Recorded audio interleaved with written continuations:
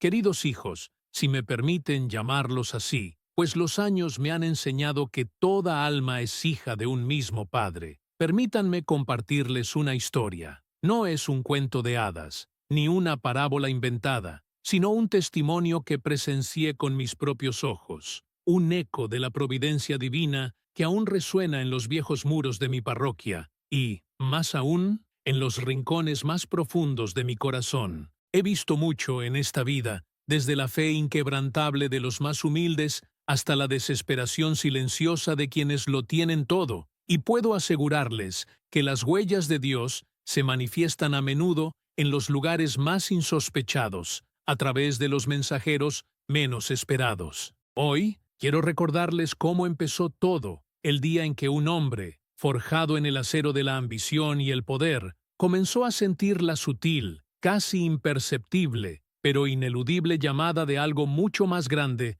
que sus vastas posesiones. Esta crónica, hijos míos, empieza con don Ricardo Valdivia. Ah, don Ricardo. Su nombre era sinónimo de fortuna, de influencia, de un imperio financiero que se extendía como una sombra poderosa sobre la Ciudad de México y más allá. Era un hombre cuya vida parecía tejerse con hilos de oro y seda fina, un patrón de éxito implacable que muchos envidiaban y otros tantos, en silencio, admiraban. Lo recuerdo perfectamente, alto, de porte impecable, siempre vestido con la elegancia sobria que solo el dinero y un gusto exquisito pueden comprar. Su mirada, sin embargo, a menudo me parecía velada, como si sus ojos, acostumbrados a escrutar balances y cerrar tratos millonarios, guardaran una distancia insondable, un vacío que ninguna cifra en un estado de cuenta podía llenar. A pesar de todo su poder,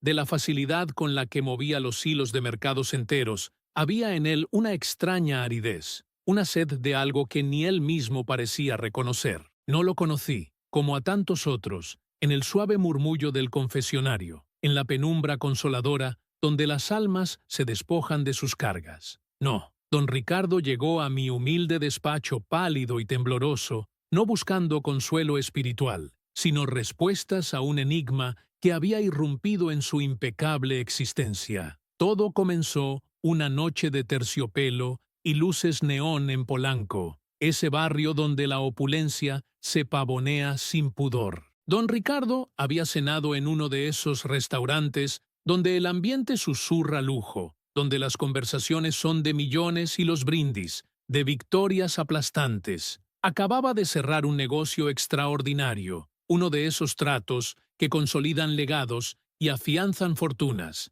La sensación de satisfacción era casi palpable, una calidez victoriosa que se extendía por su pecho mientras se levantaba de la mesa. El sabor de un vino añejo aún danzaba en su paladar, y el aroma de un puro cubano, recién encendido, lo acompañaba mientras se dirigía a la salida, donde su chofer lo esperaba, siempre discreto, siempre puntual. Fue justo en ese umbral, entre el resplandor artificial del éxito y la realidad más cruda de la calle, donde el destino, o la providencia, tejió su inesperado encuentro. A las afueras del restaurante, a resguardo de una farola que proyectaba sombras alargadas, un hombre estaba sentado. Era un indigente, de esos que la ciudad acoge y luego olvida. Su barba, enmarañada y salpicada de canas, se fundía con el desaliño de su ropa. Olía a calle, a tiempo sin reloj, a vida, a la intemperie. Don Ricardo, habituado a sortear estas figuras con una moneda arrojada con desinterés o con una mirada esquiva, se preparaba para pasar de largo. Pero este hombre, Lázaro, no le tendió la mano, no le pidió una moneda, solo lo miró, y la mirada de Lázaro, hijos míos, era algo que no se olvidaba. A pesar de la mugre, de los ojos hundidos, había en ellos una lucidez inquietante, una profundidad que parecía perforar la superficie de las cosas, de las personas. Don Ricardo, al ver que no había petición de limosna, sintió una punzada de extrañeza. No supo por qué, pero detuvo brevemente su paso. En ese instante, con una voz que era apenas un susurro, pero que para don Ricardo sonó con la fuerza de un trueno en la quietud de la noche, Lázaro habló. Se inclinó un poco hacia el magnate, y con una calma que heló la sangre de don Ricardo, le dijo al oído: Don Ricardo, ¿se acuerda de Alejandro Rojas? Aquel socio al que traicionó hace tantos años por la mina de plata en Zacatecas. Él nunca lo olvidó. El mundo de don Ricardo se detuvo. El aroma del puro se desvaneció. El sabor del vino se tornó amargo en su boca. Alejandro Rojas, la mina de plata, un nombre, un lugar, un suceso. Eran piezas de un rompecabezas que don Ricardo había desarmado y sepultado con esmero décadas atrás, bajo capas y capas de éxito, de filantropía simulada, de olvido calculado. Era un secreto que había creído sellado para siempre en las cámaras acorazadas de su memoria, una mancha que ni todo su poder había podido borrar por completo, pero que había logrado esconder de la luz. ¿Cómo era posible? ¿Cómo un vagabundo cualquiera, un alma a la deriva en las calles de su ciudad, conocía un detalle tan íntimo y tan corrosivo de su pasado? El conmoción lo asaltó. Una mezcla de pánico y furia se agitó en su interior. Miró a Lázaro con los ojos entrecerrados, buscando el engaño, la trampa. ¿Quién diablos es usted?, siseó don Ricardo, su voz apenas audible, el autocontrol que lo caracterizaba a punto de quebrarse. Lázaro solo lo miró, sin responder, sin una pizca de juicio en su semblante, solo con esa misma lucidez. Luego, con un movimiento lento y sereno, asintió levemente y desvió la mirada. Don Ricardo, incapaz de procesar aquello, intentó racionalizarlo. Una coincidencia, se dijo a sí mismo, con el corazón martilleándole en el pecho. Un intento de estafa, una red de espionaje, alguien que lo ha investigado. Su mente, habituada a resolver problemas complejos con una lógica fría y calculada, buscaba desesperadamente una explicación terrenal, una forma de encasillar aquello en el mundo que conocía y dominaba. Echó mano a su billetera, casi por instinto, decidido a arrojarle un billete para que se marchara, para borrar la imagen y las palabras de aquel hombre. Pero Lázaro ya no lo miraba. Era como si su misión hubiera terminado.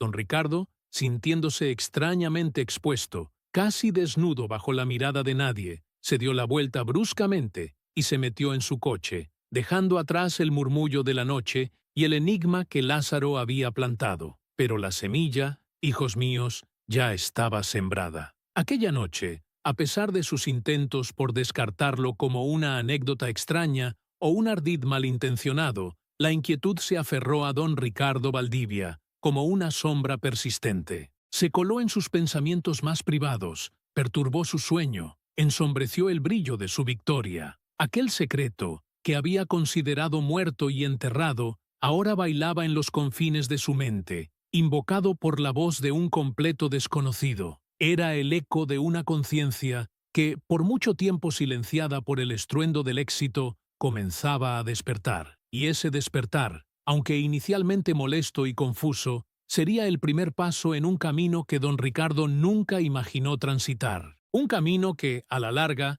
lo llevaría a las puertas de mi parroquia, en busca de respuestas que solo Dios puede dar. Ciertamente, el camino que don Ricardo comenzó a transitar aquella noche no era el que esperaba, ni mucho menos el que deseaba. Aquel susurro en la oscuridad de Polanco, la revelación del nombre de un socio olvidado, se había enredado en su alma como una maleza tenaz, negándose a ser arrancado. Lo que en un principio consideró una burda estratagema o una simple coincidencia, pronto se transformó en algo mucho más insidioso, una obsesión. Una sombra se había proyectado sobre el fulgor de su imperio, y esa sombra tenía el rostro de Lázaro. Los días que siguieron a aquel encuentro fueron un tormento silencioso para don Ricardo. Su despacho en la Torre de Cristal, antes su santuario de poder y decisión, se sentía ahora como una jaula. Los acuerdos multimillonarios, las maniobras financieras que antes le causaban una euforia casi divina,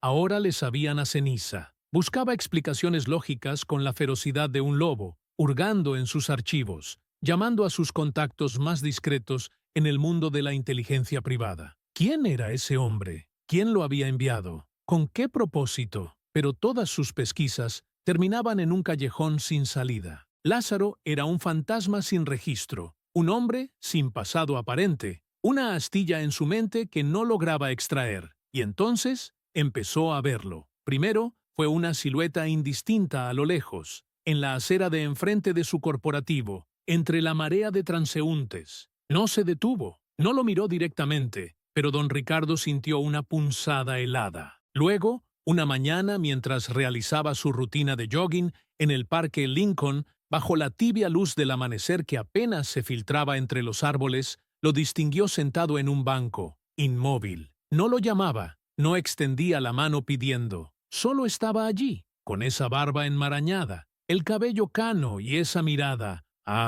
Esa mirada de una quietud tan profunda que parecía ver más allá de la piel, hasta el tuétano mismo del alma. No era una mirada de reproche, ni de amenaza, sino de una serena y desconcertante sabiduría. Era como si Lázaro no estuviera buscando a don Ricardo, sino simplemente esperándolo. La distancia, hijos míos, era clave. Lázaro nunca se acercaba lo suficiente como para ser confrontado o interrogado por los guardias de seguridad de don Ricardo. Se mantenía siempre en ese umbral incómodo, como una presencia etérea que acechaba en los márgenes de la vida perfecta del magnate. Era como si el mismo aire se cargara de su presencia, un frío que se colaba por los resquicios de la armadura que don Ricardo había construido a su alrededor. El millonario, acostumbrado a controlar cada aspecto de su existencia, se sentía despojado, vulnerable. El mundo, antes un tablero de ajedrez donde él movía las piezas,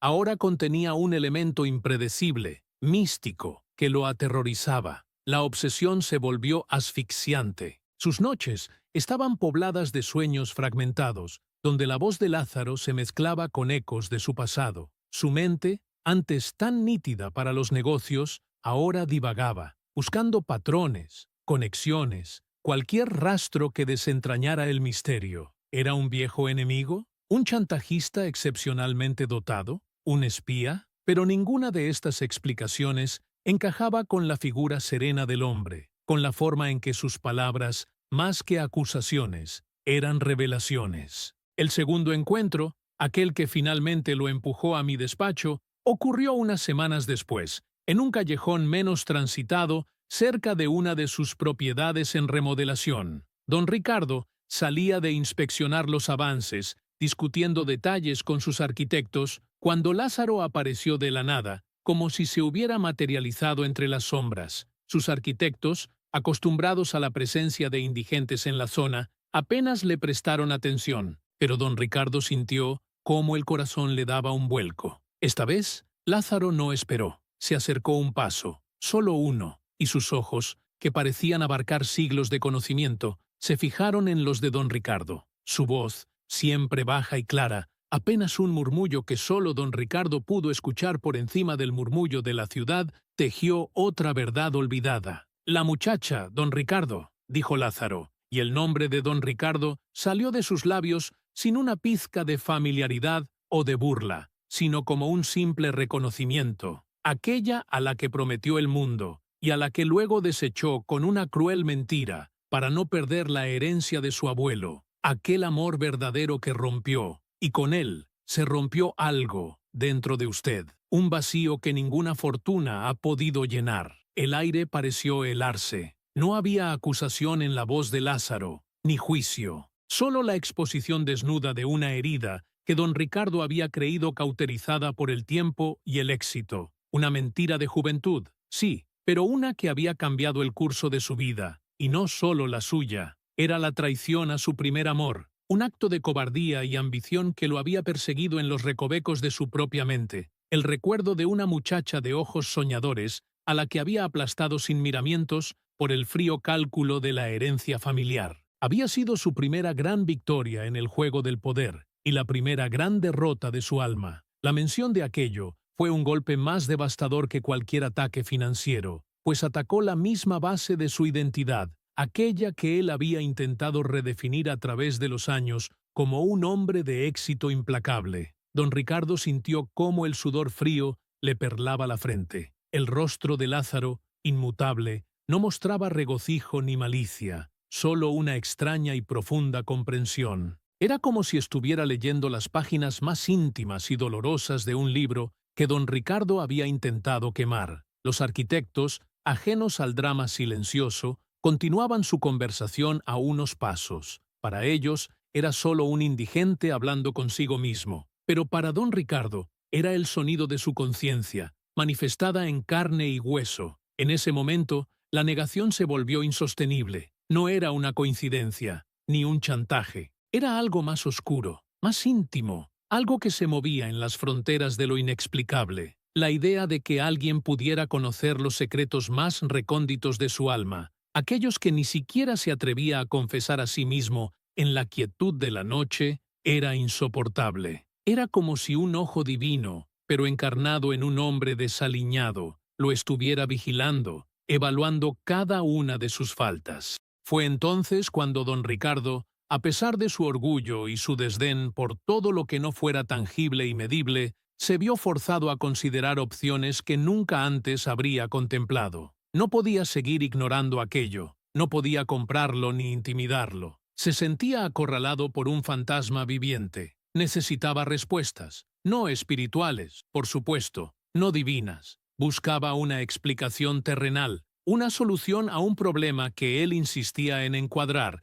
en el tablero de ajedrez de su mundo. Y así fue como, contra toda lógica, contra todos sus prejuicios, don Ricardo Valdivia, el magnate invencible, apareció en el umbral de mi humilde parroquia. No vino buscando consuelo o redención, hijos míos. Vino buscando a un investigador, a un experto en las sombras de la ciudad. Alguien que, con mi supuesta conexión con los desamparados y mi conocimiento de las calles, pudiera desentrañar el misterio de Lázaro. Él estaba convencido de que era víctima de un complot elaborado, de un espionaje tan sofisticado que había logrado penetrar los muros de su privacidad y sus recuerdos más oscuros. Esperaba que yo, el padre Miguel, le ayudara a entender quién era ese hombre y cómo silenciar esa voz que, como un eco persistente y cada vez más fuerte, le recordaba quién era en realidad. Oh, la ironía. Él buscaba una solución mundana para un llamado que era profundamente espiritual, sin saber que ya estaba parado en el umbral de un encuentro con la gracia. Y yo, al verlo entrar por la puerta de mi despacho, su rostro pálido y tenso a pesar de la impecable sastrería, supe que el Espíritu Santo ya estaba trabajando en el corazón de aquel hombre. La semilla de la inquietud, sembrada por Lázaro, había germinado en una búsqueda desesperada, un preludio a la verdadera transformación. Escuché a don Ricardo con la paciencia que los años de ministerio y las innumerables almas confiadas a mi cuidado me han enseñado. En mi pequeño despacho, donde el olor a incienso viejo y libros empolvados se mezcla con el tenue aroma de café recién hecho que solía compartir con mis visitantes, él se sentó en la única silla de cuero que no crujía demasiado fuerte. Era un contraste tan marcado entre la austeridad de mi espacio y la opulencia tácita de su presencia. Su traje impecablemente cortado,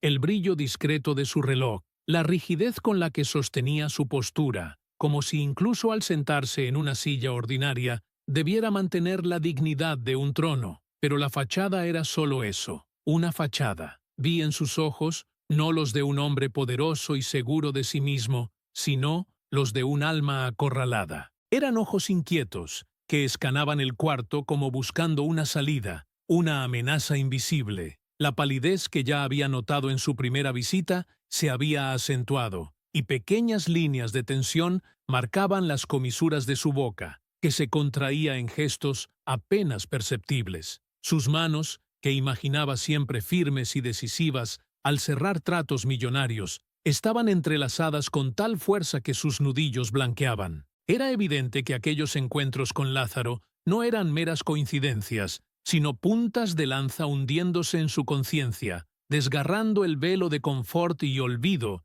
que se había tejido con tanto esmero a lo largo de los años. «Padre», comenzó de nuevo, su voz un murmullo tenso que apenas llenaba el pequeño espacio. «Usted debe entender, esto no es una tontería. He movido cielo y tierra, mis contactos en inteligencia, mis investigadores privados. Lázaro no existe, no hay registros, no tiene pasado, es un fantasma. ¿Cómo es posible que conozca esas cosas? Cosas que ni mi propia sombra sabe», me explicó el segundo encuentro, la mención de aquel amor perdido de juventud, la cruel mentira que había tejido para salirse con la suya, en un enredo de amores y ambiciones que había dejado una cicatriz invisible, pero profunda. No era solo la traición a un socio lo que Lázaro había evocado, sino el quebranto de un corazón ajeno, un acto de cobardía que había condenado la suya propia a la esterilidad emocional. Mientras don Ricardo hablaba,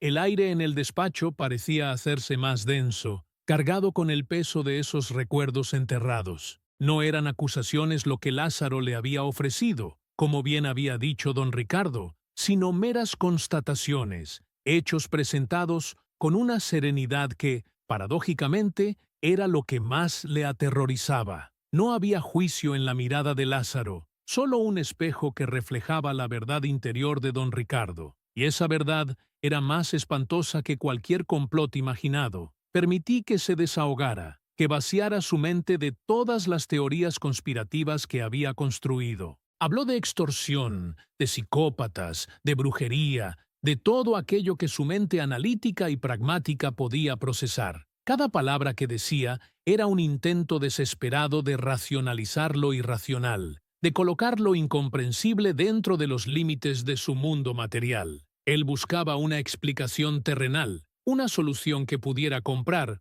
o intimidar. No se le ocurría que hubiera una dimensión que su dinero no pudiera tocar, una voz que su poder no pudiera silenciar. Cuando finalmente hizo una pausa, su mirada se encontró con la mía, expectante, casi rogando por una confirmación de sus temores más mundanos. Fue entonces cuando, con la suavidad que solo la fe verdadera puede impartir, le hablé. «Don Ricardo», comencé, mi voz tranquila, tratando de ser un bálsamo en la tempestad que sentía dentro de él. «He escuchado con atención todo lo que me ha contado. Comprendo su perplejidad, su miedo. Es natural que un hombre en su posición intente encontrar una explicación lógica a algo que se sale de toda lógica conocida». Hice una pausa, permitiendo que mis palabras se asentaran. Pero, ¿y si le dijera que tal vez la lógica que busca no es la correcta? ¿Y si lo que está experimentando no es un complot humano, sino un llamado? Sus ojos, que antes habían brillado con la furia de la impotencia, se entrecerraron en un gesto de escepticismo, mezclado con una curiosidad mal disimulada. ¿Un llamado, padre? ¿A qué se refiere? ¿A que me vuelva loco? ¿A que crea en fantasmas? No, don Ricardo, respondí con una ligera sonrisa. No a volverse loco, sino quizás a volverse entero, a mirar hacia adentro con una honestidad que su posición quizás le ha negado, lo que Lázaro le ha revelado. Esas heridas del pasado que usted creía sepultadas no son meras coincidencias ni trucos de un espía. Son ecos de su propia conciencia, que ahora, por alguna razón que aún no entendemos del todo, se han manifestado de una forma que usted no puede ignorar. Me incliné ligeramente hacia él, mis manos apoyadas sobre mi escritorio, mis ojos fijos en los suyos. Más allá de cualquier explicación terrenal, de cualquier complot o espionaje que pueda imaginar, tal vez deba considerar aquello como un llamado a la reconciliación, no solo con las personas a quienes lastimó, aunque eso también sería un paso, sino, y sobre todo, consigo mismo y con Dios. Un llamado a la confesión, a liberar esa carga que evidentemente lo está consumiendo, no solo el alma, sino que, me atrevería a decir, empieza a afectar también su cuerpo. Vi un destello de algo en sus ojos, una chispa que pudo haber sido reconocimiento, o quizás solo resentimiento. Continué, sabiendo que pisaba terreno sagrado, pero también peligroso para su orgullo. El sacramento de la reconciliación, don Ricardo, le expliqué con calma, es una medicina para el alma, no es un juicio humano, no es una humillación, es un encuentro con la misericordia de Dios, que anhela perdonar. Es la oportunidad de despojarse de esas cargas pesadas, de esos pecados que, como bien ha dicho, creía sepultados, pero que han permanecido vivos,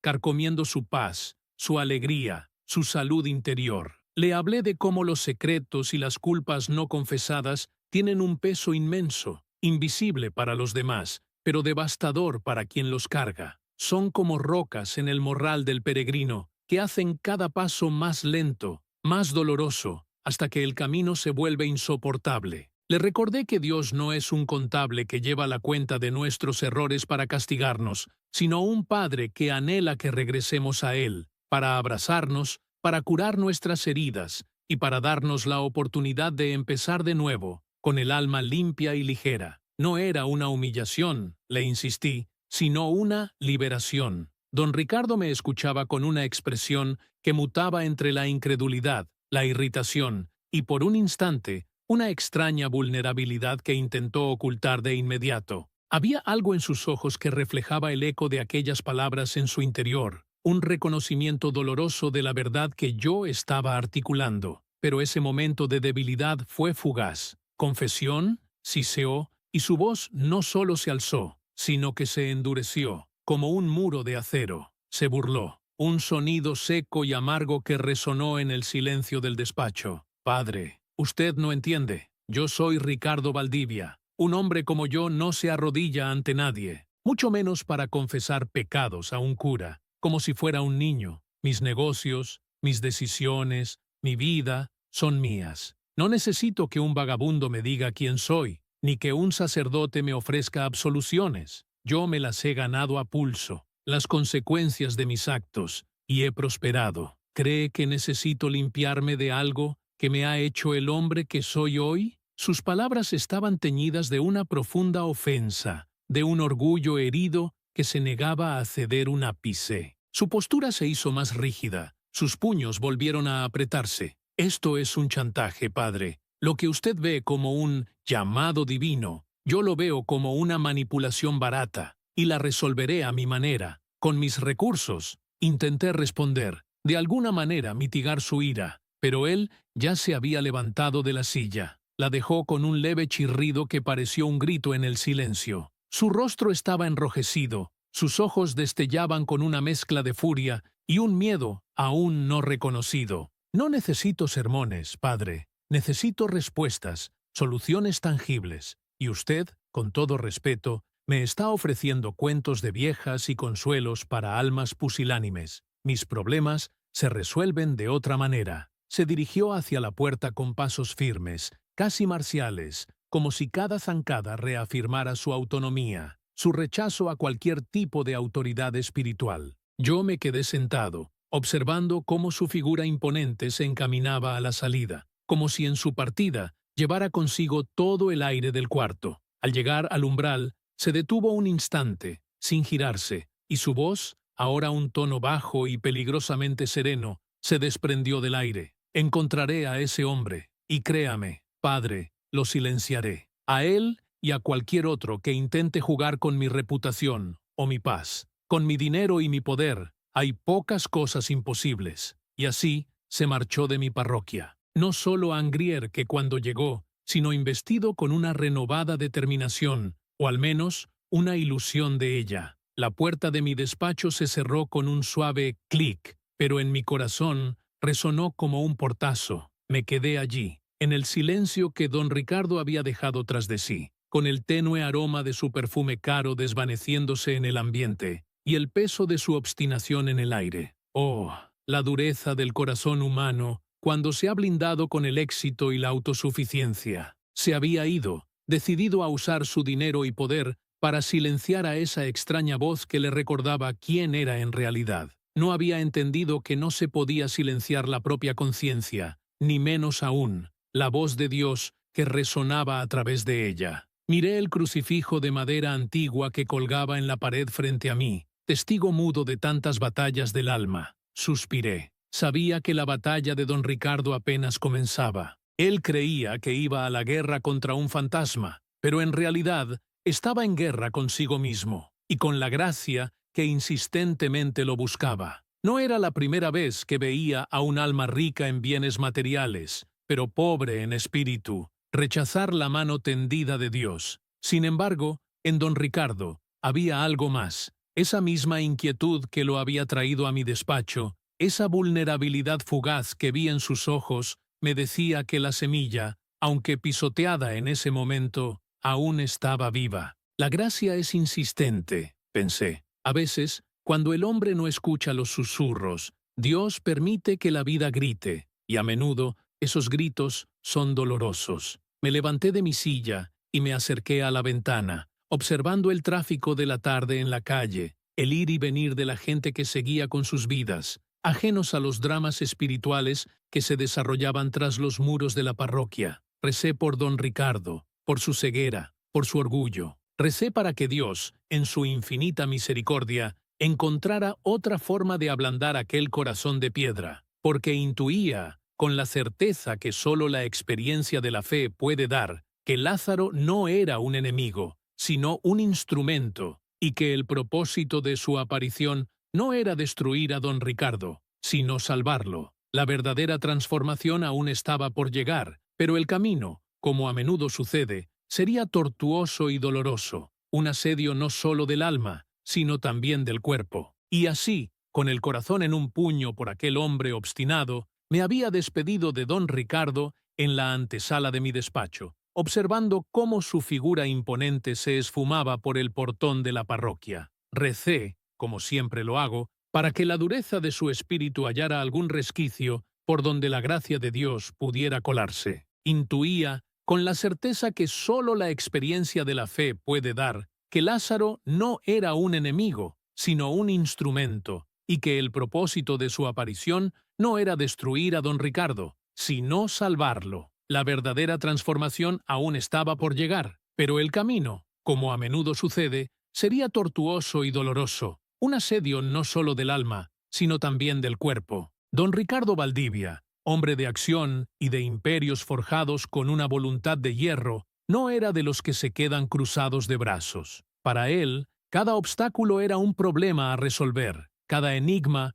una cerradura por forzar. La visita a mi parroquia había sido un último recurso, una concesión inusual a la desesperación que, sin embargo, no había logrado doblegar su orgullo. No, él resolvería esto a su manera. Con su vasta red de contactos y su ilimitado poder económico, creía que el misterio de Lázaro se desvanecería como humo ante la luz de su investigación. Desplegó, con la furia silenciosa de un predador acorralado, una legión de recursos. Detectives privados, especialistas en inteligencia corporativa, analistas de datos, incluso viejos contactos de agencias de seguridad que le debían favores desde tiempos inmemoriales. Todos fueron puestos al servicio de una única misión: encontrar cada rastro, cada dato, cada sombra de Lázaro. Se peinaron bases de datos gubernamentales, registros migratorios,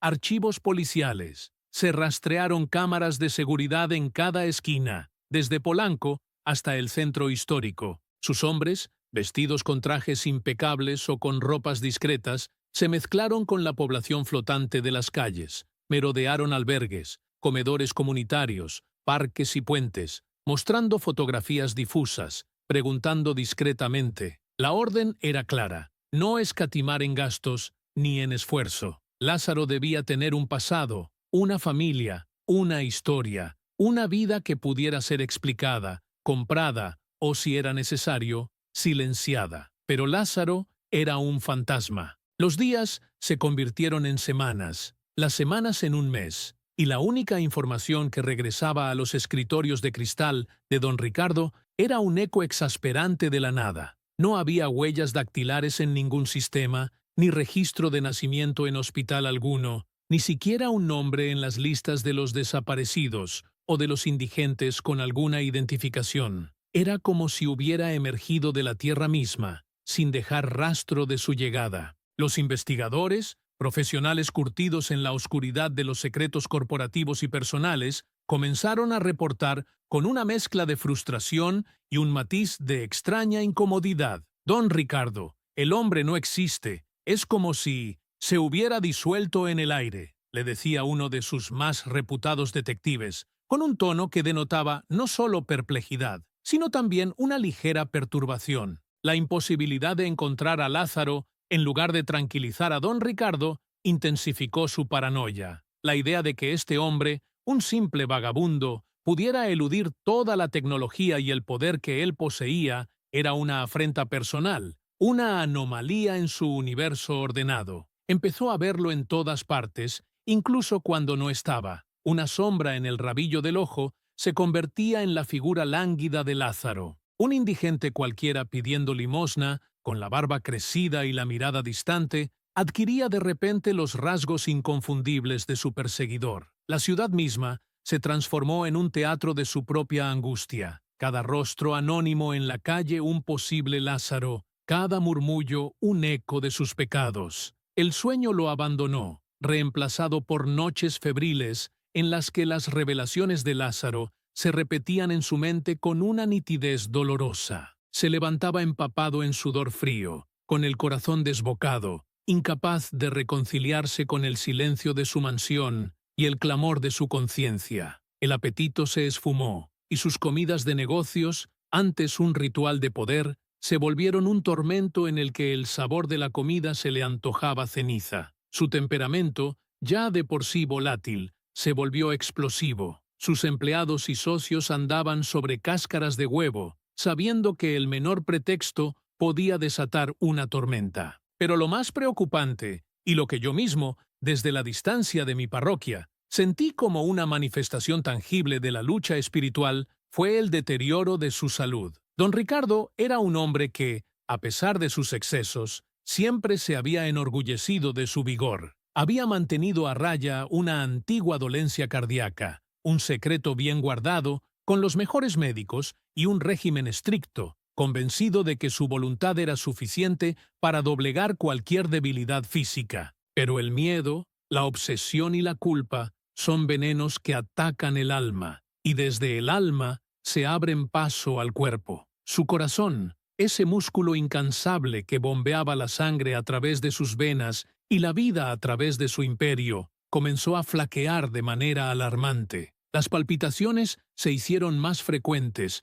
los dolores en el pecho, antes esporádicos y manejables, ahora le asaltaban con una intensidad creciente. La falta de aire se volvió su compañera constante, incluso en reposo. Los escalofríos y la sudoración fría aparecían sin previo aviso, en medio de una conversación o mientras firmaba documentos importantes. Había perdido peso, sus ojos, antes llenos de la chispa de la ambición, ahora denotaban un cansancio profundo, una sombra persistente. Los doctores, una élite de cardiólogos y especialistas que le atendían en la privacidad de su consultorio y de su lujosa casa, comenzaron a mostrar signos de preocupación. Los medicamentos que antes controlaban su condición ahora parecían impotentes. Los resultados de los electrocardiogramas y las pruebas de esfuerzo mostraban una progresión negativa alarmante, una degradación que no tenía explicación médica lógica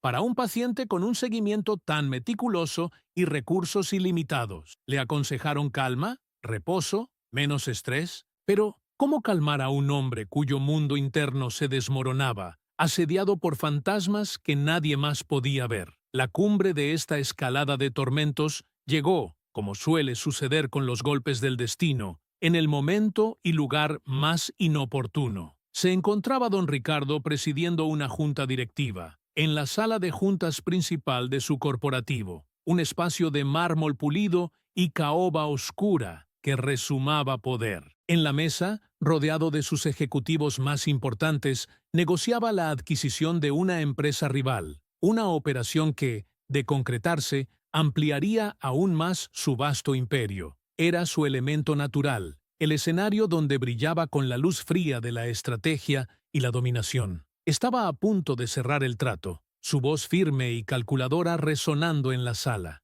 Sentía la adrenalina de la victoria, el zumbido familiar del poder, pero de pronto, una punzada, un aguijonazo en el pecho, le cortó la respiración. Intentó ignorarlo. Una molestia, pensó. Continuó hablando, forzando una sonrisa de confianza, pero la punzada se transformó en un dolor opresivo, como si una mano invisible, gigantesca y helada, le estuviera apretando el corazón con una fuerza inhumana. El aire se le escapó de los pulmones, la sala comenzó a girar, y un sudor frío, como el rocío de una tumba, le cubrió la frente. La voz se le quebró. Un ejecutivo, atento a su rostro, notó el cambio brusco, la palidez cenicienta que invadía su piel. Don Ricardo intentó mantenerse en pie. La vergüenza de mostrar debilidad era casi tan insoportable como el dolor físico. pero su cuerpo lo traicionó. Sus rodillas flaquearon. El maletín que tenía entre las manos se deslizó al suelo con un ruido sordo.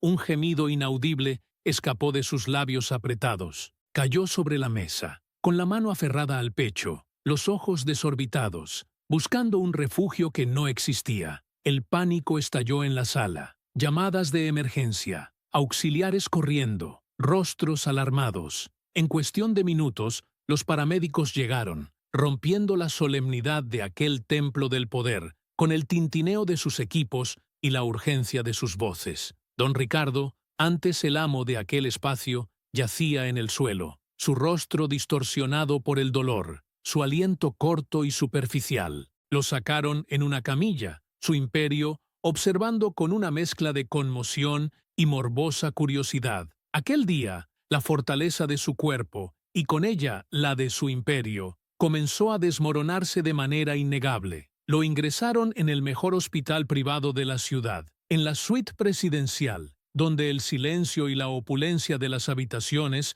contrastaban con la frialdad de las máquinas y el constante pitido de los monitores. Las pruebas se sucedieron sin pausa: electrocardiogramas, ecocardiogramas, angiografías, análisis de sangre exhaustivos. Los resultados no dejaron lugar a dudas. Su corazón estaba fallando a un ritmo inexplicable. Unos vasos sanguíneos vitales estaban comprometidos. El músculo cardíaco se había debilitado considerablemente. Los cardiólogos, rostros graves y preocupados, le explicaron que la situación era crítica. Necesitaba una intervención urgente, probablemente una cirugía mayor. Pero incluso con ella, el pronóstico era reservado. El estrés de los últimos meses había hecho estragos, acelerando un proceso que debió ser lento y controlado. Sentado en el sillón de mi despacho, a varios kilómetros de aquel hospital, me llegó la noticia por vía de su secretaria, una mujer que solía ser tan impasible como una esfinge,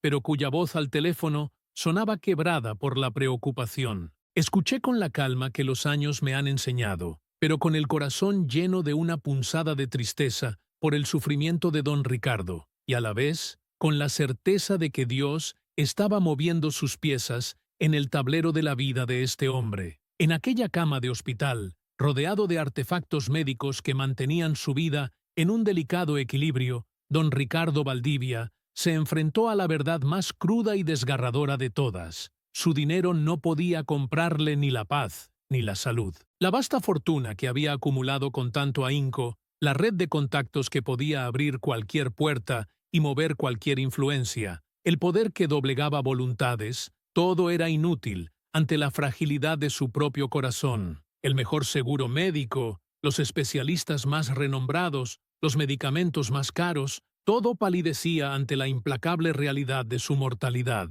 Miró por la ventana de su habitación de lujo, viendo el perfil de la ciudad que él había moldeado con sus empresas, los rascacielos que llevaban su nombre o el de sus corporaciones. Pero ahora, desde la perspectiva de la inminencia de la muerte, todo aquello le parecía vano, una montaña de arena que se desharía con el primer soplo del viento. Las palabras de Lázaro, susurradas en la noche, ahora no solo le perseguían, sino que le daban sentido a esta extraña cadena de eventos. No era un complot terrenal, no era un chantaje, era algo más grande, más profundo, un llamado que resonaba en lo más íntimo de su ser. Recostado, débil, sintiendo el tic-tac implacable de las máquinas que monitorizaban cada latido errático de su corazón, don Ricardo comenzó a ver. La ceguera de su orgullo y su ambición se desvanecía lentamente ante la luz cruda de su propia vulnerabilidad. El asedio del alma,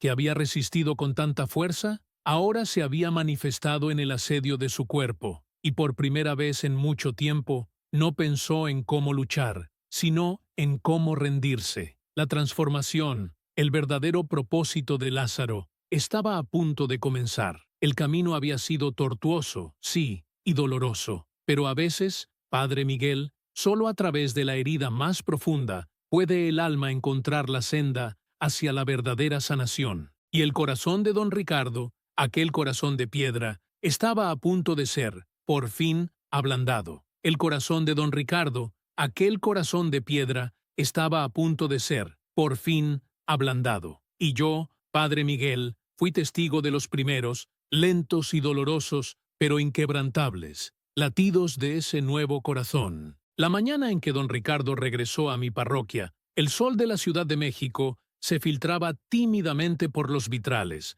pintando el polvo suspendido en el aire con destellos de un oro antiguo. No era la hora de la misa ni de las confesiones programadas, y el templo, salvo por la tenue melodía de la aspiradora de la señora Elena que limpiaba la nave central, estaba sumido en un silencio reverencial. Yo me encontraba en mi pequeña oficina, revisando unas lecturas para el sermón del domingo, cuando el sonido inconfundible de unos pasos pesados y vacilantes resonó en el pasillo exterior. No eran los pasos seguros y firmes del hombre que había irrumpido en mi despacho semanas atrás. Estos eran los pasos de un alma que cargaba un peso inmenso. Levanté la vista y vi una silueta en el umbral. No era el don Ricardo impoluto, con el traje impecable y la mirada desafiante. Este hombre parecía haber envejecido una década en las últimas semanas. Su ropa, aunque todavía de buena calidad, estaba arrugada, y su cabello, generalmente peinado con esmero,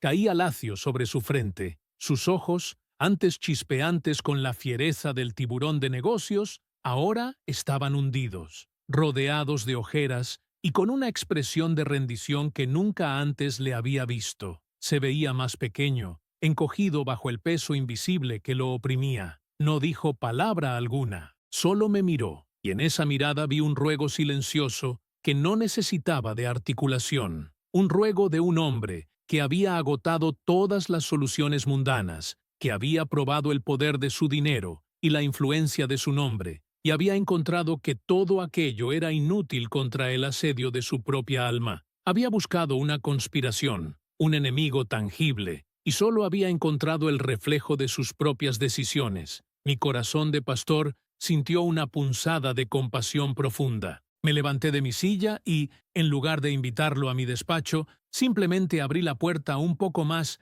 y con un gesto sutil lo animé a entrar a la nave principal de la iglesia. Él dudó un instante, como si la luz sagrada del templo fuera demasiado para sus ojos acostumbrados a la penumbra de sus propias verdades. Pero luego, con un suspiro que pareció arrancar desde lo más hondo de su ser, dio un paso adelante. Y aquí viene el detalle que me conmovió hasta lo más hondo. No se dirigió a mi despacho, como había hecho en sus visitas anteriores. Su mirada no buscó la comodidad de una silla o la confidencialidad de una conversación entre cuatro paredes. En cambio, sus ojos se posaron en la rejilla oscura del confesionario, que se encontraba en un rincón apartado de la iglesia, custodiado por la silenciosa imagen de un Cristo crucificado. Ese era el lugar al que se dirigía, no al Padre Miguel, el consejero, sino a Dios mismo, a través de la puerta estrecha del sacramento. Lo seguí en silencio,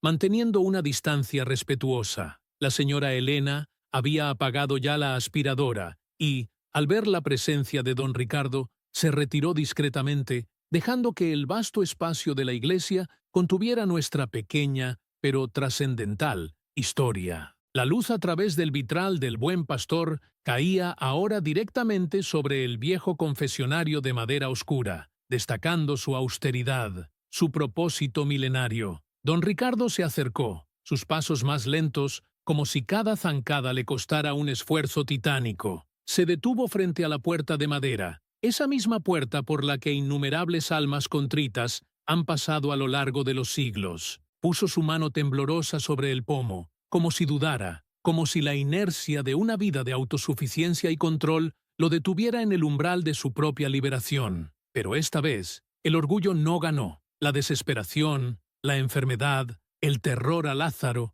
sí, pero más allá de todo eso, yo diría que fue la gracia de Dios que finalmente le ablandó la voluntad. Abrió la puerta y entró. Yo hice lo mismo por el otro lado, tomando asiento en la oscuridad que me separaba del penitente, solo una delgada rejilla de madera tallada entre nosotros. El aire dentro del confesionario era denso, impregnado de la historia de tantos lamentos, de tantas esperanzas. El silencio era total, roto solo por el sonido de la respiración agitada de don Ricardo al otro lado. Comencé con la acostumbrada bienvenida, esas palabras que buscan abrir el corazón, en el nombre del Padre, del Hijo y del Espíritu Santo. Amén. La gracia de Dios, que ilumina nuestros corazones, te ayude a confesar tus pecados. Hubo una pausa larga, tan larga que sentí la lentitud del tiempo estirarse. Pude percibir la lucha interna de aquel hombre, que por tantos años había construido muros inexpugnables alrededor de su ego. Podía imaginarlo, el magnate, el intocable, ahora arrodillado,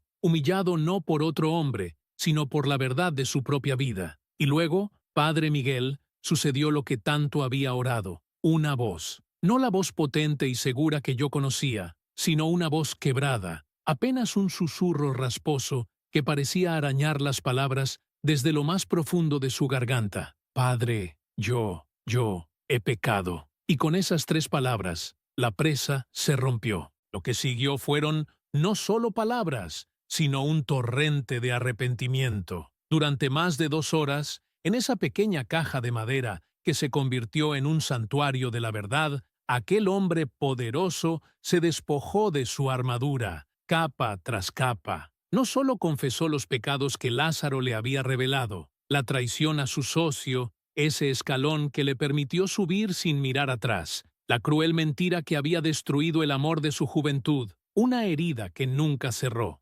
Estos eran solo el principio. Esas fueron las puertas que Lázaro, el mensajero de Dios, había abierto. Pero detrás de esas puertas había un sinfín de pasillos oscuros. Don Ricardo habló de su ambición desmedida, de cómo había pisoteado a otros sin remordimiento en su ascenso imparable. Habló del egoísmo que lo había llevado a ignorar a su propia familia, a descuidar a sus seres queridos en aras de su imperio. Escuché relatos de decisiones que, aunque legalmente intachables, carecían por completo de ética, de empatía. Habló de la falta de caridad, no solo monetaria, sino de espíritu, la incapacidad de ver al prójimo, de sentir compasión por los que sufrían, porque su mundo giraba exclusivamente en torno a sí mismo y a su fortuna. Mencionó la soberbia que lo hacía despreciar a los que consideraba inferiores, la avaricia que lo impulsaba a acumular más y más, sin fin, sin propósito más allá del mero acto de poseer. Habló de la frialdad con la que había despedido a empleados leales,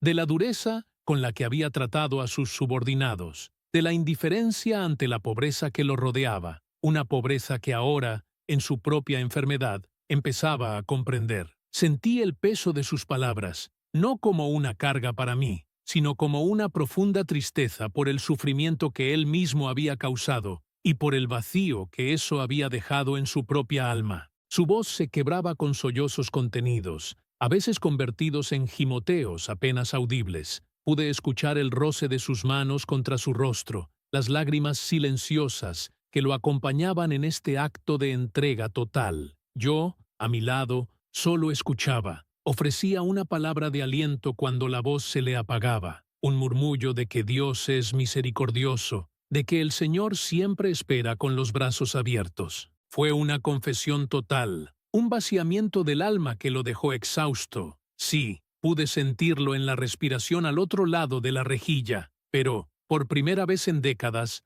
extrañamente ligero, como si cada palabra, cada pecado nombrado, fuera una piedra que se desprendía de su espalda, revelando un espacio que había estado oprimido. Sentí la presencia de la gracia de Dios, tangible casi, en la atmósfera del pequeño confesionario. Era un milagro silencioso, un acto de sanación que no involucraba fuegos ni destellos, sino el simple poder de la verdad y el arrepentimiento. Cuando finalmente cesó el torrente de su voz, un silencio diferente llenó el espacio. No era el silencio tenso del principio, sino un silencio de paz, de un cansancio bendito. Fue entonces cuando le impartí la absolución, esas palabras sagradas que sellan el perdón divino. Dios, Padre de misericordia, que reconcilió consigo al mundo por la muerte y resurrección de su Hijo, y derramó el Espíritu Santo para la remisión de los pecados, te conceda, por el ministerio de la Iglesia,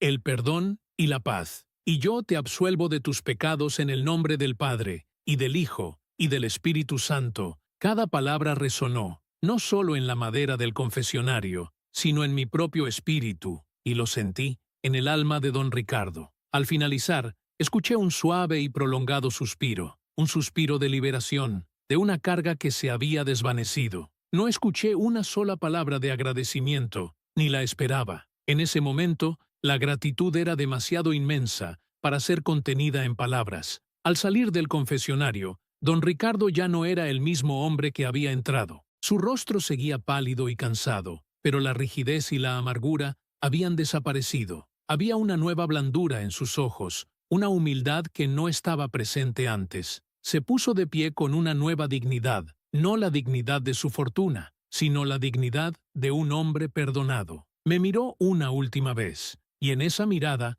que ahora era de un azul más claro, no vi miedo, ni orgullo herido, sino una profunda paz y una nueva determinación. Se despidió con un leve movimiento de cabeza y se alejó por el pasillo. Sus pasos, aunque todavía un poco inciertos, ya no tenían el peso abrumador de antes. Había dejado atrás el yugo de sus pecados, pero sentía que su viaje aún no terminaba. La absolución era el punto de partida, no el destino final. La penitencia estaba cumplida en el espíritu, pero la reparación, la búsqueda de la paz verdadera y la comprensión de este misterioso mensajero llamado Lázaro aún le esperaban. Y yo, Padre Miguel, sabía que Dios ya estaba obrando en él, preparándolo para el siguiente paso en su increíble camino hacia la sanación. Aunque la carga de sus pecados había sido levantada de sus hombros en la confesión, don Ricardo Valdivia no encontró la paz plena que yo esperaba para él.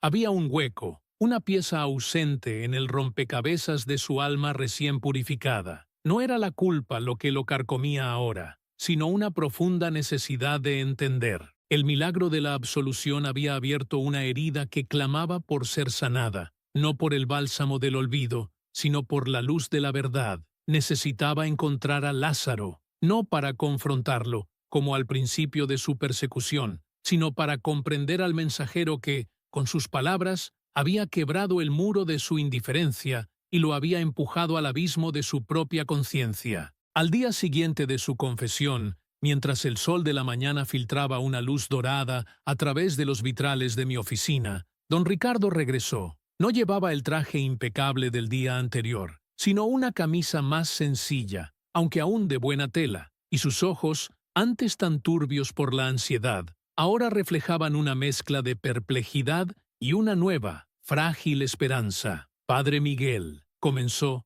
su voz más suave de lo que nunca le había escuchado. No puedo sacarlo de mi mente. Lázaro, ¿quién es ese hombre? ¿Cómo lo sabía? No puedo avanzar. No puedo sentir que mi penitencia está completa si no lo encuentro. Necesito entender. Su voz se quebró ligeramente al final, y vi en sus ojos el ruego. Era el ruego de un hombre que, habiéndolo tenido todo, se daba cuenta de que le faltaba lo esencial. Le expliqué, con la paciencia que dan los años de escuchar historias de vidas rotas, que la penitencia no siempre termina en el reclinatorio del confesionario. A veces, la reparación, la búsqueda de la verdad, es un camino que debe recorrerse con los pies en la tierra, no solo con el corazón en oración. Don Ricardo, le dije, posando mi mano sobre su brazo, Dios ha obrado un gran milagro en usted al ablandar su corazón, pero la gracia divina a menudo nos pide un acto de fe. Lázaro fue el instrumento, el eco de su conciencia. Ahora, tal vez,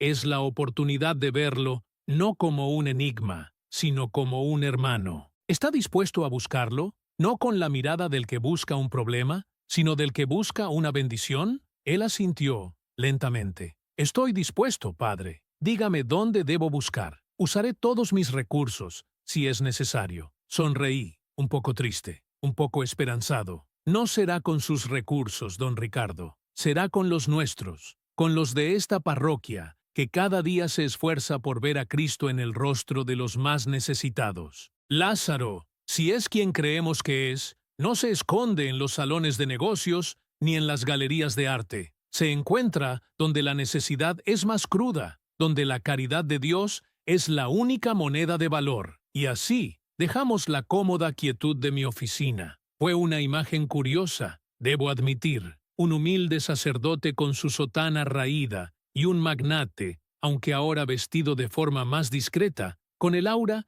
de quien ha habitado siempre la cumbre. Don Ricardo había llegado en su imponente auto de lujo, con su chofer uniformado esperando. Le pedí que lo despidiera. Este camino, le dije, debemos andarlo a pie, como lo hacen la mayoría de los hombres y mujeres que buscamos. Al principio, vi la incomodidad en su rostro. Nunca había caminado por estas calles, estoy seguro. La Polanco de sus negocios, con sus aceras impolutas y sus tiendas de marcas internacionales, estaba a años luz de distancia, pero asintió de nuevo, y con un gesto que, para mí, fue de una humildad inédita, despidió a su chofer. El auto se alejó, llevándose consigo no solo una máquina, sino el último vestigio de la armadura que don Ricardo había usado por tantos años. Caminamos. Al principio, era una caminata torpe para él. Sus pasos no estaban acostumbrados a los baches de las aceras irregulares, a esquivar los puestos de comida ambulante, a sortear la marea de gente que iba y venía en un perpetuo ajetreo. Yo, en cambio, conocía cada grieta del asfalto, cada aroma que flotaba en el aire, el dulzor del pan de dulce recién horneado, mezclado con el acre del escape de los autobuses, el picor del chile de las garnachas y el ligero hedor de los desechos en algún callejón. Aquí es donde mis voluntarios reparten comida, don Ricardo. Le expliqué mientras señalaba una esquina concurrida. Aquí es donde la vida se vive con las uñas, donde cada día es una batalla y cada pedazo de pan, una bendición. Lázaro, si es un hombre de la calle, seguramente frecuenta estos lugares. Don Ricardo no respondió de inmediato. Sus ojos, antes acostumbrados a leer balances y contratos, ahora se posaban en los rostros de la gente que pasaba, ancianos con la piel curtida por el sol, madres jóvenes con niños en brazos, jóvenes que intentaban ganarse unas monedas con malabares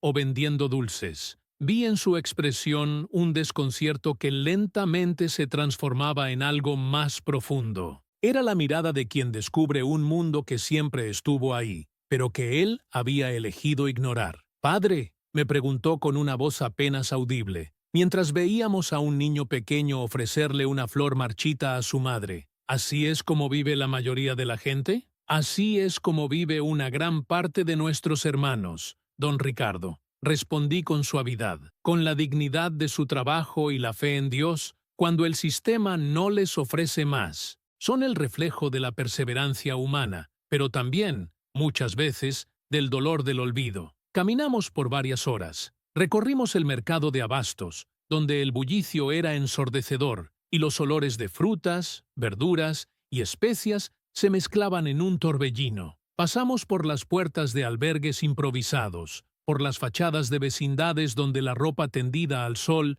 era un tapiz de colores, y la música ranchera o cumbia escapaba de las ventanas abiertas. Mis voluntarios conocían a la mayoría de los habituales, los rostros que, por diversas razones, habían terminado en las calles. Preguntamos por Lázaro, describimos su aspecto, su mirada. Nadie parecía conocerlo por su nombre, pero algunos recordaban a ese señor de la barba, que a veces aparecía y desaparecía sin dejar rastro. El sol de mediodía se hizo más fuerte, y noté que don Ricardo, a pesar de su condición física impecable, empezaba a sentir el cansancio. La procesión de la vida en estas calles era agotadora, incluso para el observador, pero no se quejó, no pidió volver a su auto. Algo en él había cedido, algo se estaba abriendo. Vi un sudor perlado en su frente, no solo por el calor, sino quizás por el esfuerzo emocional de asimilar la cruda realidad que lo rodeaba. Es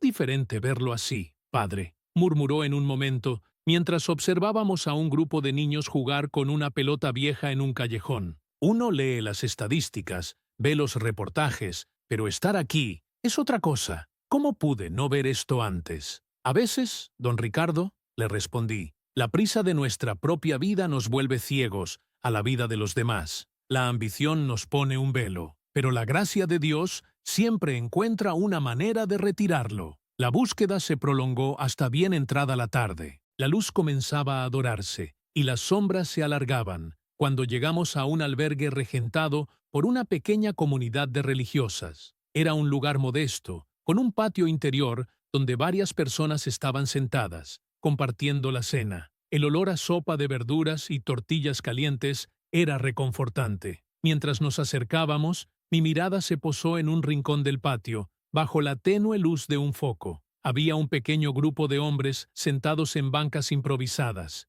y allí estaba él. Lázaro. No estaba pidiendo limosna, como don Ricardo lo había visto en Polanco. No estaba sentado en la esquina, en silencio. Lázaro estaba allí, con su barba enmarañada y su ropa humilde, no pidiendo, sino ofreciendo. Tenía en sus manos un trozo de pan, y con una naturalidad que conmovía hasta el alma, lo partía y lo compartía con otro hombre desamparado a su lado. Sus ojos, que habían sido la puerta a los pecados de don Ricardo, ahora irradiaban una serenidad y una compasión que parecían abrazar el mundo entero. Fue un instante que quedó grabado a fuego en mi memoria. Don Ricardo se detuvo en seco a mi lado. Su respiración se aceleró apenas perceptiblemente. Sus ojos se fijaron en Lázaro, y en esa mirada ya no había miedo, ni sospecha, ni la búsqueda de un complot. Solo había una verdad desnuda, una comprensión que no necesitaba palabras. Él no había encontrado un vagabundo, había encontrado, de alguna manera incomprensible, a su propio Salvador. El rompecabezas de su alma estaba a punto de completarse de la forma más inesperada y milagrosa. La escena se grabó en mi memoria con la nitidez de un retablo sagrado. Don Ricardo, el hombre que había acumulado fortunas y poder, se detuvo a mi lado, un gigante tambaleante frente a la fragilidad de Lázaro. En sus ojos, antes llenos de la astucia del lobo de negocios, no había ahora sino una vulnerabilidad desarmante. El miedo, la sospecha, la cínica búsqueda de un complot, todo aquello se había disuelto como el rocío bajo el sol. Había visto a un hombre desnudo de su armadura, un alma que reconocía su propia pequeñez frente a una verdad incomprensible. No era un vagabundo lo que había encontrado en Lázaro, era, en lo más profundo de su ser, la extraña y misericordiosa manifestación de algo divino,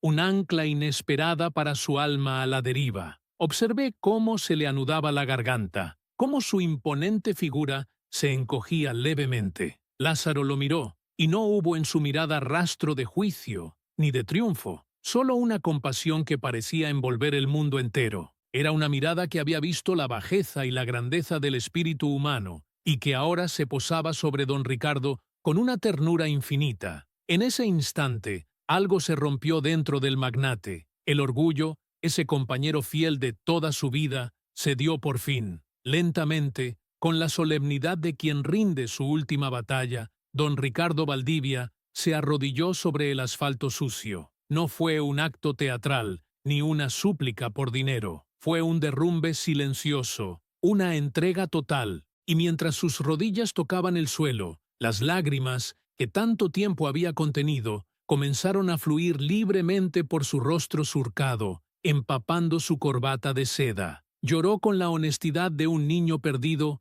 que por fin encuentra el camino a casa, con la vergüenza de quien se mira al espejo y ve sus propios errores, y con la esperanza de quien se sabe perdonado. Yo, el padre Miguel, apenas podía respirar, testigo privilegiado de un momento de gracia tan puro que sentí la presencia de lo sagrado. Lázaro no se movió. Su expresión permaneció serena, inalterable, como un anciano sabio que ha esperado este momento con paciencia. Extendió su mano, una mano áspera y curtida por el sol y el frío de las calles, una mano que, paradójicamente, irradiaba ahora una suavidad inmaculada. La posó con una delicadeza sorprendente sobre el pecho de don Ricardo, justo donde sabía que el corazón enfermo latía con dificultad. Sentí un escalofrío que me recorrió la espalda. No había necesidad de palabras. Los ojos de Lázaro hablaban de una comprensión que trascendía el lenguaje humano. Pero Lázaro habló. Su voz, que hasta entonces había sido un murmullo apacible, se alzó ahora con una claridad y una resonancia que llenaron el pequeño espacio del albergue. Una voz que no era solo suya, sino que parecía la de un eco ancestral, lleno de amor y autoridad. «Vaya en paz», dijo Lázaro, y cada sílaba era un bálsamo para el alma atribulada de don Ricardo. «Su deuda está saldada». Y en ese preciso instante, justo cuando las palabras se desprendieron de sus labios como una brisa curativa, Fui testigo de lo imposible. Una calidez. No, no era solo una calidez. Era una luz, visible, innegable, casi palpable. Una luz dorada, suave como la miel, que parecía emanar de la mano de Lázaro y penetrar el pecho de don Ricardo. No era un destello cegador, sino un resplandor interno que se expandía, como si el propio Lázaro estuviera vertiendo su esencia, o una esencia mayor a través de él, en el cuerpo del hombre arrodillado. Don Ricardo se estremeció, sus hombros se sacudieron, no por el llanto,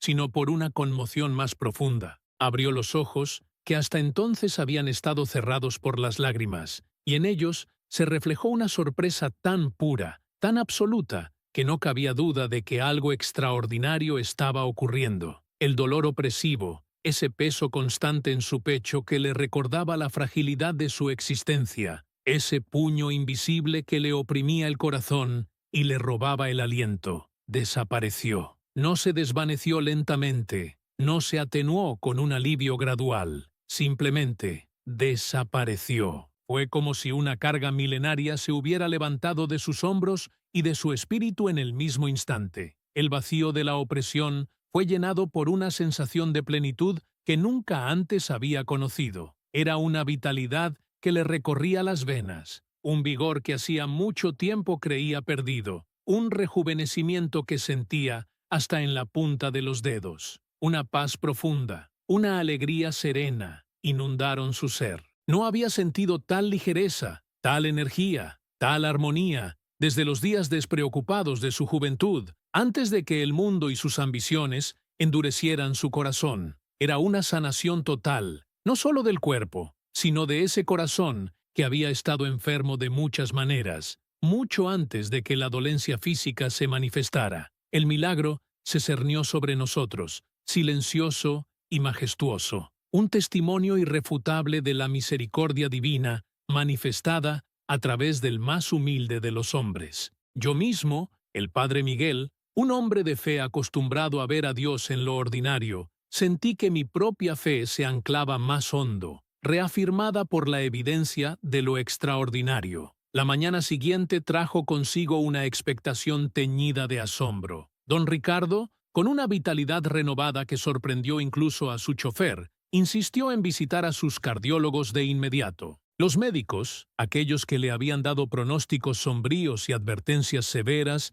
se encontraron ante un misterio que desafiaba toda su ciencia y experiencia. Con sus rostros, antes tensos por la preocupación, ahora surcados por la incredulidad, revisaban los monitores, las ecografías, los resultados de los análisis. Una y otra vez repetían los exámenes, cada vez con mayor perplejidad. El corazón de don Ricardo, que hacía apenas 24 horas era un órgano débil y fatigado, con arterias obstruidas y un ritmo errático, ahora latía con una fuerza y regularidad asombrosas. Era el corazón de un hombre joven, sano, vibrante. No había rastro de la enfermedad que lo había estado consumiendo. Las anomalías habían desaparecido, las arterias estaban limpias y la capacidad de bombeo era perfecta. Hablaban de una remisión espontánea inexplicable, de un fenómeno sin precedentes en su carrera, pero en sus ojos se leía una mezcla de fascinación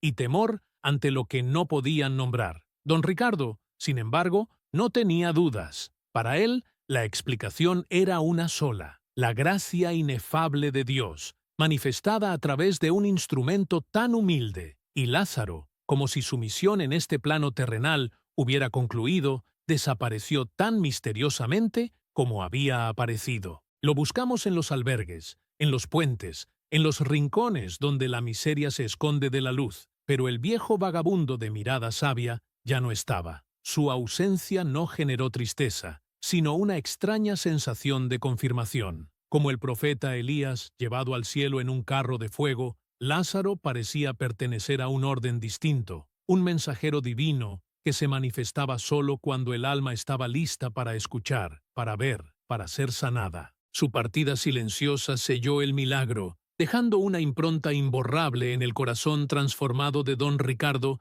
y en mi propia fe. Don Ricardo Valdivia, el magnate implacable, ya no era el mismo. Fue como si un velo se hubiera rasgado de sus ojos y de su alma. La riqueza que antes era su razón de ser, su escudo y su prisión, ahora se veía bajo una nueva luz. Con una determinación que solo la gracia puede infundir, inició una transformación radical. Vendió una parte sustancial de sus empresas, despojándose de lo superfluo, de lo que había alimentado su vanidad y su egoísmo. La fortuna, antes dedicada a la acumulación y al poder, ahora encontraría un nuevo y glorioso propósito. Con el dinero de la venta, don Ricardo fundó lo que hoy conocemos como el Albergue Lázaro, un refugio en el corazón de la ciudad para los desamparados, para los olvidados, para aquellos que, como Lázaro, vivían en los márgenes de una sociedad que no los veía. No era una donación anónima ni un gesto de caridad distante. Don Ricardo se involucró personalmente en cada detalle, desde la elección del terreno hasta la disposición de las camas, asegurándose de que cada rincón del albergue reflejara la dignidad y el amor que él mismo había recibido. Y allí, a menudo, lo veía yo, no como un benefactor que se presenta en los eventos de gala, sino como un servidor más. Con sus propias manos, don Ricardo Valdivia servía la comida caliente, limpiaba los comedores, escuchaba las historias rotas de aquellos que se acercaban al albergue. La paz que emanaba de su rostro era palpable, una luz serena que iluminaba sus ojos antes fríos y calculadores. Había encontrado en el servicio, en la entrega desinteresada, una plenitud, una alegría que ningún negocio, ninguna cantidad de dinero le había podido comprar jamás. Su corazón, sanado por la gracia divina, latía ahora al ritmo de la caridad, de la compasión. La historia de don Ricardo y Lázaro se convirtió en un susurro, luego en una voz, y finalmente en una leyenda en mi comunidad, un testimonio viviente de que la misericordia de Dios no conoce de fortunas ni de harapos, que puede tocar el alma más endurecida y sanar el cuerpo más enfermo. Era un recordatorio constante de que Dios, en su infinita sabiduría, a veces nos envía a los mensajeros más inesperados, envueltos en la humildad de la calle, para recordarnos lo esencial, para confrontarnos con nuestra propia verdad, y para sanar no solo el cuerpo, sino, sobre todo, el alma que anhela la reconciliación y el amor divino. Y yo, Padre Miguel, un simple sacerdote que ha sido testigo de innumerables manifestaciones de la fe, doy fe de que el amor de Dios, cuando se hace carne en el milagro, transforma vidas de formas que solo Él puede orquestar. Y así, la historia de un millonario y un vagabundo sigue resonando en los pasillos de mi parroquia, un eco eterno de esperanza y redención.